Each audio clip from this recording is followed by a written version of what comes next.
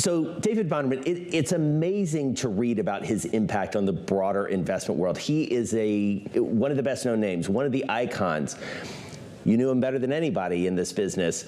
What specifically did he bring to this business that was unique to him?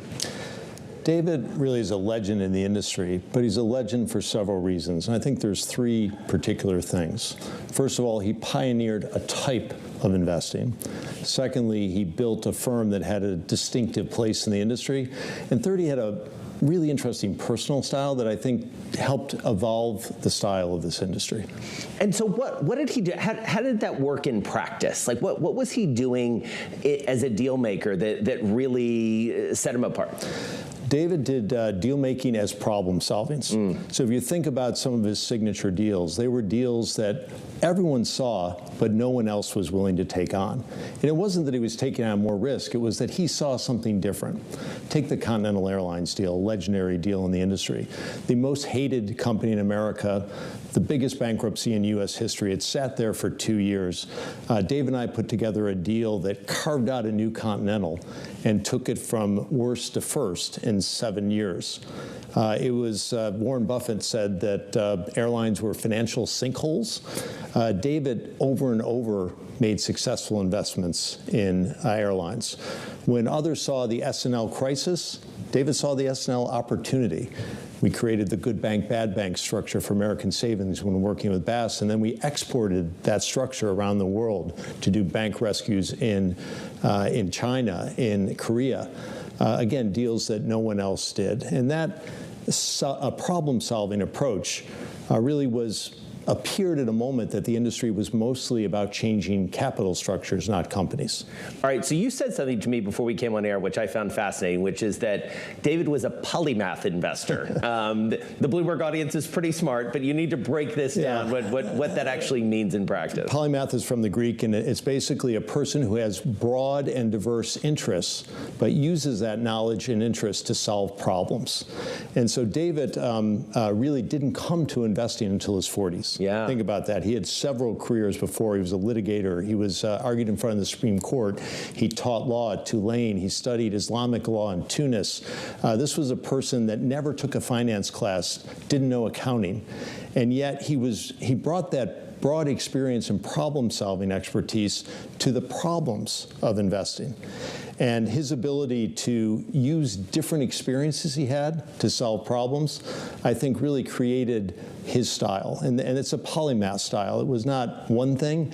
It was a unique ability to see opportunity and, frankly, solve problems. Well, and it translated into him being, I have to say, one of the most eclectic, maybe eccentric sort of figures in an industry that didn't always, certainly the broader Wall Street, doesn't always sort of embrace change. So how was he received in this broader Wall Street world, in your estimation? Yeah, David was many things, but he was never boring. We used to laugh that David often brought like a rock and roll backbeat into rooms that were used to classical music. Yep. It was a very different style. He was known for his ridiculous socks. I mean, they were just ridiculous. When others were drinking fine wine, he was drinking Diet Coke. He flew 1,000 hours a year to meetings anywhere. It was a very personal thing for him. And his style was informal. It was direct. He couldn't stand obfuscation.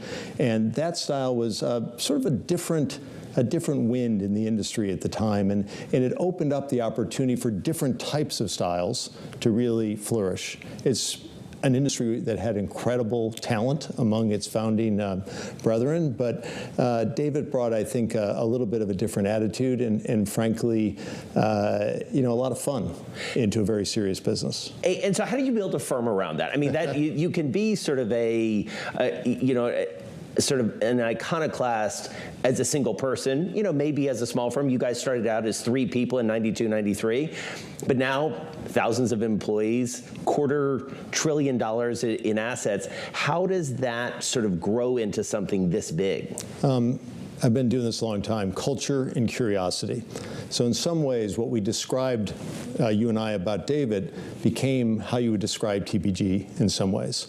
at a time that the industry was very much about finance, was very much focused in New York. We came out of a family office in Texas. We set up on the West Coast. I used to say that, and you do sports a lot, Jason, that we were playing the same game but differently. We were the West Coast offense of private equity. And to do that, you have to get a culture of curiosity and problem solving. And I think at the first fundraise we did for TPG, our tagline was contrarianism, complexity, and change. At a time, the industry was more focused on franchise businesses and finance. Contrarianism, complexity, and change. And I think those lines of problem solving and a different approach really were what David brought to the business in the early days. Not afraid to take big swings. I mean, was that, part of his ethos, do you think? Like being able to really go big on something? Yeah, it was never about ego or size. It was about really interesting problems, and sometimes we got it wrong. Yeah. If you're doing this type of investing, 5% of the time you'll make mistakes, and probably you should be taking that sort of risk. But the key is never make the same mistakes if you can help it, and importantly, learn from all of them. And David and I think our firm has been a lifelong learner on those. So I think somehow we've been able to grow with the industry, but still keep some of that essence of doing it a little differently and looking at new deals. I mean, even today, as you know, Jason, we've taken on impact investing, climate investing. These are new things, new problems done in a new way. And that ethos, I think, was what we started with almost 40 years ago. And we've tried to very much guard today. How'd you build a partnership with him? You guys are not the same. You showed up in Texas, Dartmouth undergrad, Stanford Business School. He was a University of Washington bankruptcy lawyer, saved Grand Central. How does that marriage of a sort happen? I think there's two types of partnerships. One are people who are very much the same, almost can complete each other's sentences. The other type of partnership are people who are very different but share the same values. And I think David and I brought different skill sets, different views of the world, but values on fairness, the idea of you can leave the last cent on the table to create a win-win, and we agreed on the type of firm and culture we wanted to build. So complemented each other, respected each other, but also brought some balance to the equation. How do you think he changed you as an investor and as an executive? I think David was, as well as being a great investor, simply a great business person. He served on 80 different corporate boards. Who does that? Yeah. 80 different corporate boards, from GM to Ducati, from Behringer to Burger King, immensely diverse. And that viewpoint, something that was often underestimated with David, really helped me be a better businessman. Mm-hmm. It's about being straightforward. It's about seeing different things. It's about patience from time to time. And even when things go wrong, you don't step back, you step in.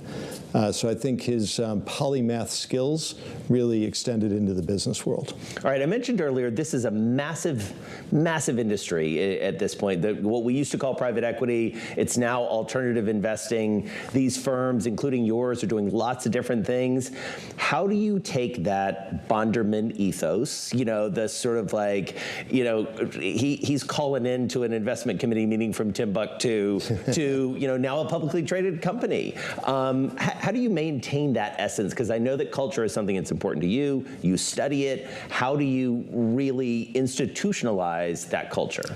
Fight conformity in all ways. I think if you were starting this business today, sometimes I think the people who are looking at it feel they have to learn finance in their crib and have to go through internships. David came to this, as I said before, in his 40s. He brought that wide set of experiences.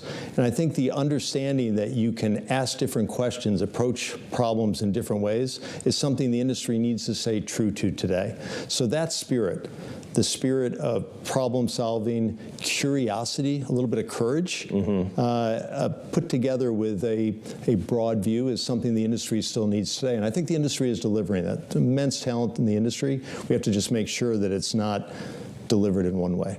And so as he sort of kind of moved on from the firm, and we'll talk a little bit about what he was doing in the latter years of his life, how did you sort of honor his legacy? How did he stay involved? Well, David always had broad interests, and one of the interesting things about his career is he's mentored and spawned many businesses and helped many businesses, from Mark Lazary to Tom Barrack to Mark Stad to Wei Jing Shan. There are disciples around the industry that have picked up some of his investing style and ethos, and he continued to do that as he continued to have TPG as the cornerstone. But he went on, as you know, to be active in sports. Yeah. And yes, he had been an investor in the Celtics, but he did a typical Bondo thing. By the way, just the nickname Bondo was different in the industry. He did a typical Bondo thing, which is he took on a problem no one else would, bringing back a team indoors in Seattle, rebuilt an arena where he had worked as a security guard when he was an undergrad at University of Washington. And we were listening there to TPG founding partner James Coulter, reflecting on the life and legacy of his business partner, David Bonderman, a legend in the world of private equity who passed away yesterday at the age of 82.